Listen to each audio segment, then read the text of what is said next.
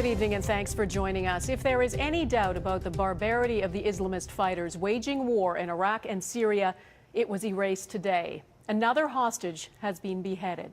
Alan Henning was a British taxi driver from Manchester. He was a volunteer driver in an aid convoy in Syria when he was captured. Friends say he was a big man with a big heart.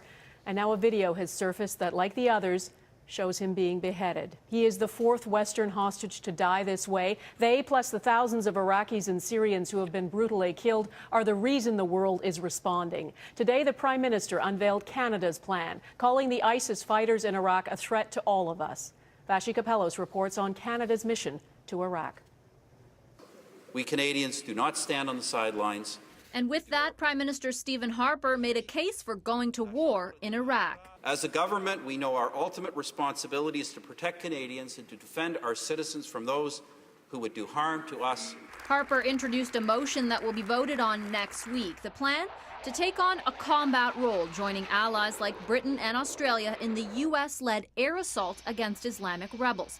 In addition to keeping up to 69 special forces in Iraq in an advisory role, Canada would commit to sending 6 CF-18 fighter jets, 2 Aurora surveillance planes, and 1 air-to-air refueling plane for up to 6 months. About 600 Air Force members would be sent to operate the planes. There will, however, be no ground combat mission, which is explicitly ruled out in the resolution. From mission creep to mission leap.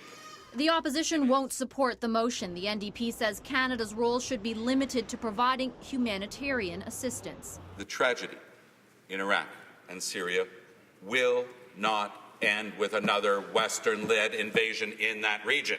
Liberals argue Harper didn't make the case for combat.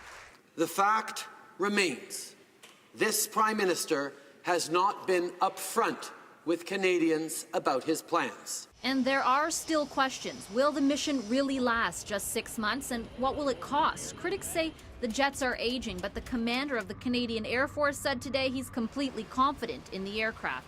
Still, one CF-18 alone costs more than $16,000 an hour to operate. You don't know until it's over.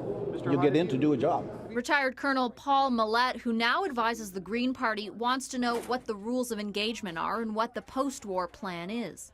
We have a fantastic capacity to wage war and a less than fantastic capacity to build up governance and society and reconstitute it afterwards. Retired Major General Louis Mackenzie maintains this military intervention is necessary, but says defeating an ideology will take much more than an air assault. This is the first step. Let's hope it gets more sophisticated and better supported, particularly on the ground. Questions on the long game will likely be a part of Monday's debate and vote on the motion to enter into a combat mission. It will be a confidence vote, but keep in mind the Tories have a majority, so the vote will go the government's way. Donna.